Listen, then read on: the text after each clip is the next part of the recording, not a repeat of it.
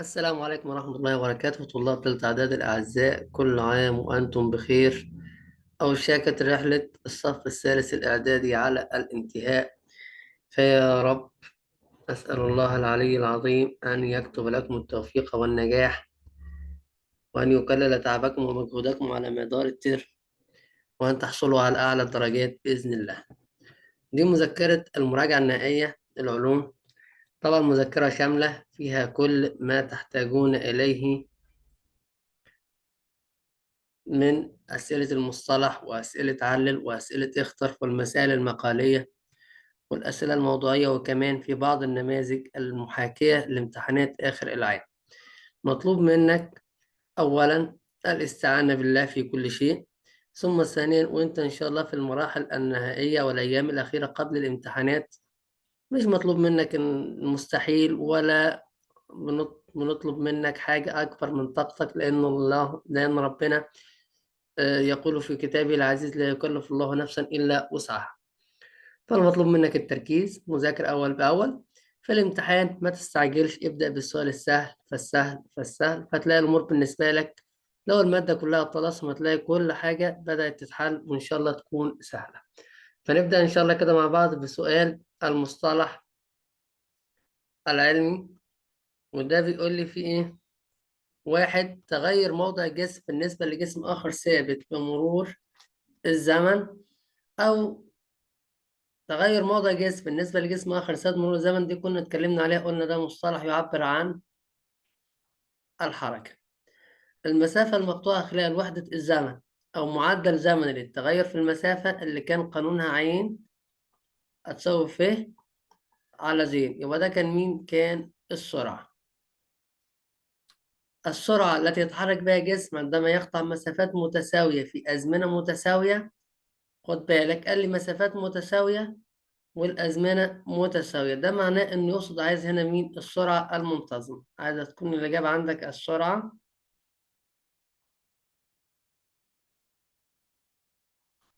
المنتظمة. بعد كده السرعة التي يتحرك بها جسم عندما يقطع مسافات غير، خد بالك من كلمة غير أهي، متساوية في أزمنة متساوية أو في أزمنة غير متساوية. بما إنك شفت حاجة مش متساوية، سواء كانت مسافة أو زمن أو الاتنين غير متساويين، على طول الإجابة بتاعتك هتكون السرعة الغير منتظمة. السرعة الغير منتظمة. بعد كده عندك السرعة المنتظمة التي لو تحرك بها جسم لقطع نفس المسافة في نفس الزمن، أو هي المسافة الكلية التي يقطعها الجسم المتحرك مقسوما على الزمن الكلي المستغرق في قطع هذه المسافة. ده أكيد بالنسبة لنا هيكون السرعة المتوسطة. السرعة مين؟ المتوسطة. متنساش إن السرعة المتوسطة هتساوي المسافة الكلية مقسومة على الزمن الكلي. تمام كده؟ طيب، بعد كده عندنا المصطلح رقم 6، بيقول لي فيه سرعة جسم متحرك بالنسبة لمراقب ساكن أو متحرك. سرعة جسم متحرك بالنسبة لمراقب ساكن أو متحرك، دي أكيد قلنا السرعة النسبية. السرعة مين؟ النسبية. الحركة التي تغير فيها سرعة الجسم بالزيادة أو النقصان. خلي بالك أنا قالكش التغير في المسافة، قال لك التغير في السرعة. ممكن السرعة تزيد أو السرعة تقل، دي هتكون الحركة المعجلة. كمان عندنا مقدار التغير في سرعة الجسم خلال وحدة الزمن أو معدل الزمن للتغير في السرعة. يعني من الآخر عايز أقول لك إن في عندك سرعة على زمن. طب ما سرعة على زمن أنت عارف اللي مين في المنهج بتاعنا؟ العجلة. يبقى مقدار التغير في سرعة الجسم خلال وحدة الزمن ده هيكون إيه؟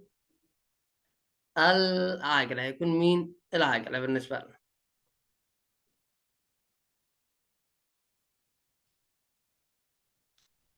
تمام يا سنة تالتة؟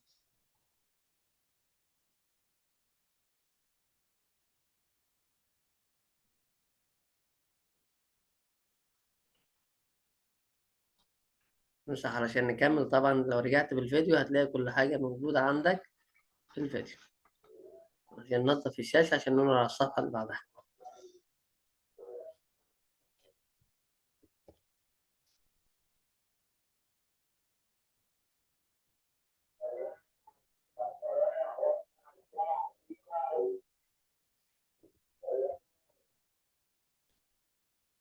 يبقى احنا كنا واقفين لحد رقم 9. نرجع نكمل بقى. يقول لك العجلة التي يتحرك بها الجسم عندما تتغير سرعته بمقادير متساوية في أزمنة متساوية، دي هتبقى العجلة المنتظمة. العجلة مين؟ المنتظمة. العجلة اللي يتحرك بها الجسم عندما تتزايد، وخد بالك في تتزايد هتبقى عين النهائية لعين 2 هتكون أكبر من عين 1 بمقادير متساوية في أزمنة متساوية، هتكون العجلة مين؟ الموجبة. العجلة الإيه؟ المنتظمة الموجبة. العجلة التي يتحرك بها الجسم عندما تتناقص سرعته، إيه اللي يحصل للسرعة بتاعته؟ هتناقص بمقادير متساوية في أزمنة متساوية. خلي بالك هنا برضو، خد بالك من حاجة، إن العين بتاعتنا هنا عين الابتدائية هي اللي هتكون أكبر من عين مين؟ النهائية. يعني سرعة الجسم تتناقص أي تقترب من مكان الوصول، أو كده كده هتبدأ سرعتها تقل طبقا لظروف الطريق، أو حد راكب عربية وشاف او ضغط على الفرامل فجأة، او وصل مكان الوصول بتاعه، كل ده، ولكن السرعة اللي بدأ بيها غير السرعة اللي ايه اللي انتهى بيها. تمام. يبقى دي العجلة مين؟ المنتظمة التناقصية او السالبة. كده صح وكده صح. طب في الامتحان لو انت مش فاكر تعرف الكلام ده كله ازاي؟ تعرف تحدد نوع العجلة ازاي؟ اكتب قانون العجلة بتاعك عادي جدا، هتقول لي ج هتساوي عين 2 ناقص عين 1 على الزمن. تمام. بس اهم حاجه تترجم المساله صح. والله لقيت الاجابه بتاعتك بالموجب، يبقى نوع العجله موجبه او تزايديه. لقيت في الاجابه بتاعتك الناتج بالسالب، هتبقى نوع العجله ايه؟ تناقصيه. يبقى حتى لو انت مش عارف، مش قادر تعرف ان عين 1 هي الكبيره او عين 2 هي الكبيره، لا، حل المساله بتاعتك عادي جدا، بس حط كل حاجه في مكانها. بمعنى ايه حط كل حاجه في مكانها؟ يعني ما تحطليش عين 1 مكان عين 2 وتقول العجله طلعت موجبه او طلعت سالبه، لا، يبقى انت كده بتصعب الامور، بتأزم الامور على نفسك. والله المنهج سهل والامتحانات بتيجي في المتناول، بس محتاجين منك حبة تركيز بسيطة، هتلاقي الأمور بالنسبة لك بدأت تظبط، وكل حاجة إن شاء الله تكون إيه؟ سهلة وفي المتناول إن شاء الله. طيب رقم 12 يقول لك كمية فيزيائية يكفي لتحديدها معرفة المقدار. عايز المقدار فقط. احنا اتفقنا عندنا في المنهج بتاعنا عنده نوعين من الكميات: كميات فيزيائية قياسية وكميات فيزيائية متجهة. طب يا مستر ايه الفرق بين الاثنين؟ والله بكل بساطة الفرق بين الاثنين، القياسية محتاج أعرف عنها مقدار فقط، كده كده وحدة القياس معايا في الاثنين. تمام. يبقى أنا محتاج أعرف المقدار ووحدة القياس فقط، يبقى دي هتكون مين؟ قياسية. كمية فيزيائية قياسية. طيب اللي بعديها يقول لك كمية فيزيائية يلزم لتحديدها معرفة، خد بالك، مقدار ووحدة القياس والاتجاه. اللي فرق ال 12 عن 13 زود لك وحدة، زود الاتجاه، زود مين؟ الاتجاه. بناء على كده يبقى هتكون الإجابة بتاعتك كمية فيزيائية متجهة. كمية فيزيائية مين؟ متجهة. لذلك حتى لو جه ممكن يدخلها لك في سؤال تاني علل، يقول لك علل تعتبر القوة كمية فيزيائية متجهة، بينما المسافة أو الكتلة أو المساحة كميات فيزيائية قياسية. قول والله بكل بساطة أنا عارف إن الكمية الفيزيائية المتجهة محتاج أعرف عنها كام حاجة؟ حاجتين، هم مقدار واتجاه. طيب محتاجين نعرف إيه الكمية الفيزيائية القياسية؟ لا، محتاج أعرف عنها حاجة واحدة بس، مقدارها بس ووحدة القياس بتاعتها. طيب يعني إيه؟ يعني الكتلة كمية قياسية ليه؟ إنه كمية يلزم لتحديدها معرفة المقدار فقط. معرفة مين؟ المقدار فقط. بناء على كده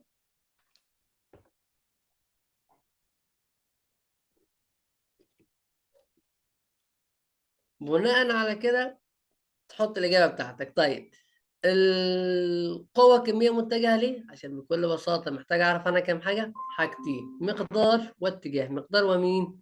واتجاه. طيب بعد كده طول المسار الفعلي، المسافة الفعلية اللي انت مشيتها هتكون عبارة عن ايه؟ قل لي طول المسار الفعلي الذي يسوق الجسم المتحرك من موضع البداية نحو الموضع النهائي له. مسار فعلي، يبقى ده هيكون مين؟ المسافة، هيكون الايه؟ المسافة. طيب المسافة المقطوعة في اتجاه ثابت من موضع البداية، بداية الحركة نحو الموضع النهائي له، ده هيكون مين؟ الإزاحة، هيكون الايه؟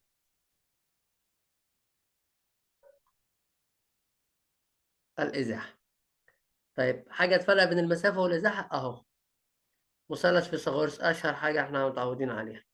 لو قال لك ده 30 متر وده 40 متر، وبدأ من ألف، ع- عدى على ب، وصل لحد ج، اعمل لي كده المسافة بتاعتك، هتقول المسافة بتاعتي 30 زائد 40. 30 زائد كام؟ 40. يبقى نستنتج من ده كله إيه بقى؟ إن المسافة ألف لب ب ج 30. طب الإزاحة، إحنا اتفقنا في تعريف الإزاحة هو إيه؟ طول أقصر خط مستقيم يصل من البداية لمين؟ للنهاية أهو.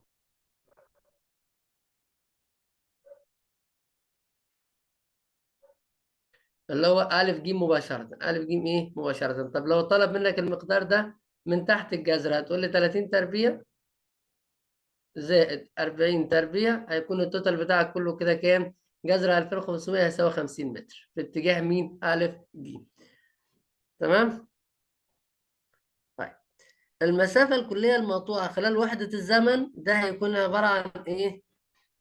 المسافة الكلية مقطوعة خلال وحدة الزمن ده هيكون السرعة القياسية أو السرعة المتوسطة. يبقى السرعة في 16 في الأول، طول أقصى خط مستقيم يصل ما بين موضع البداية وموضع النهاية، ده هيكون إيه؟ هيكون مقدار الإزاحة.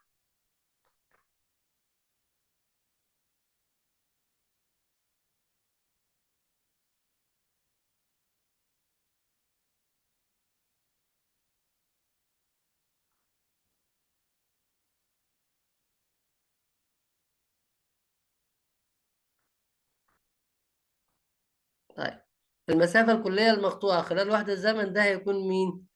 هيكون السرعة المتوسطة أو القياسية. طيب المعدل الزمني للتغير في المسافة، أو نفس الكلام، معدل زمن التغير في مين؟ في المسافة تكون السرعة القياسية أو السرعة الإيه؟ المتوسطة. لحد كده تمام ولا في مشكلة؟ لو في حد عنده مشكلة ممكن يتواصل معايا على رقم الواتساب ده، نظبط الدنيا إن شاء الله كلها بأمر الله.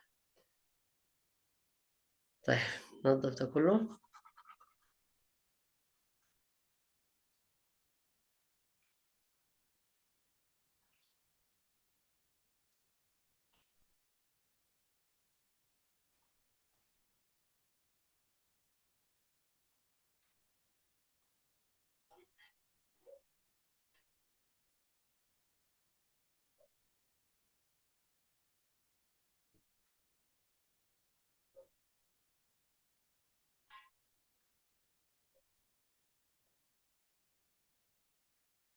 طيب نكمل برقم 18 يلا مع بعضنا.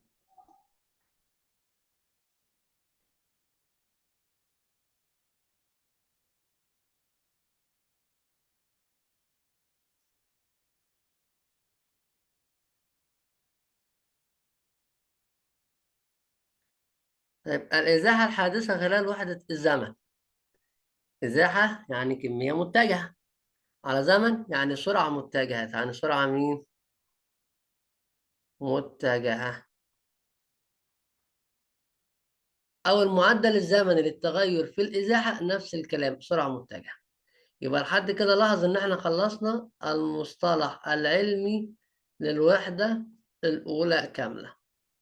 18 مصطلح مش قصة، لو في حاجات منهم في الامتحان المفروض إن سيادتك تكون مستعد ومتدرب ليها. رقم 19، ارتداد الأشعة الضوئية إلى نفس وسط السقوط عندما تقابل سطح عاكس. الضوء هيرتد، احنا قلنا متى ينعكس الضوء أو متى يرتد الضوء، نقول عندما يقابل سطح عاكس. طب ايه الأسطح العاكسة اللي عندنا في المنهج بتاعنا؟ المرايا، سواء كانت مرآة مستوية أو مرآة كورية. مرآة كورية سواء كانت مرآة كورية محدبة أو مرآة كورية مقعرة. يبقى الشعاع الضوئي، ارتداد الشعاع الضوء، أشعة الضوء إلى نفس وسط السقوط عندما تقابل سطح عاكس، ده هيكون مين؟ انعكاس الضوء، انعكاس الضوء. الشعاع الضوئي الذي يسقط على السطح العاكس، لو أنت فرضت إن هنا عندك كده أهو سطح عاكس في شعاع ضوئي نزل كده، ده كنا بنسميه مين؟ الشعاع الضوئي الساقط. طيب لو الشعاع وصل للسطح العاكس وبدأ يعمل كده، يبقى ارتد ولا ما ارتدش؟ واللي ارتد. طب امتى ارتد؟ لما نزل على المراية. طيب هو ارتد ليه؟ هتقول لي عشان تصادم بالسطح مين؟ العاكس، عشان تصادم بالسطح الايه؟ العاكس. يبقى اذا ده شعاع ضوئي ساقط، وده شعاع ضوئي منعكس. شعاع ضوئي ايه؟ منعكس. وده كده اهو بكل بساطة كنا بنسميه عمود مقام. عمود ايه؟ مقام. وفي كمان هنا زاوية محصورة سميناها زاوية السقوط. وفي كمان هنا زاوية محصورة سميناها زاوية الانعكاس. تمام. وتعال نشوف الأسئلة بتاعتنا هتمشي ازاي. الشعاع الضوئي الذي يرتد من السطح العاكس أهو شعاع ضوئي منعكس. الزاوية المحصورة بين الشعاع الضوئي الساقط، ادي الشعاع الضوئي الساقط اهو، وعمود مقام، سميناها مين؟ قبل ما من غير ما تكمل السؤال، سميناها زاوية السقوط، سميناها زاوية الايه؟ السقوط. طيب الزاوية المحصورة بين الشعاع الضوئي المنعكس والعمود المقام، زاوية محصورة بين شعاع ضوئي منعكس وعمود مقام، اهي سميناها زاوية الايه؟ الانعكاس. طب ايه هو الشعاع الضوئي الساقط؟ زاوية سقوط الشعاع الضوئي تساوي زاوية انعكاسه. خد بالك احنا قلنا في كام قانون انعكاس الضوء؟ اتنين. كام قانون؟ اتنين. القانون الأول، لو زاوية السقوط بتساوي زاوية الانعكاس من على الرسم. تعالى كده ترسم لك رسمة كمان ونشوف هو ممكن يطلب مننا فيها ايه. فرضا ان ده شعاع ضوئي ساقط، يبقى ده كده اكيد هيكون شعاع ضوئي منعكس. هنيجي هنا كده في النص نعمل تقديريا عمود مقاوم كده.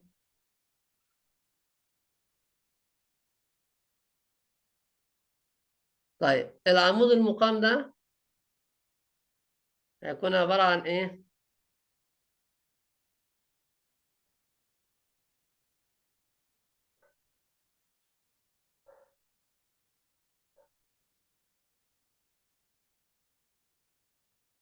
ماشي. هيكون الشعاع الضوئي ده عمود مقام يفصل بالاثنين. طب لو الزاوية دي مثلا ب 30، تبقى الزاوية دي طبقا للقانون الأول هتبقى بكام؟ تقول لي ب 30.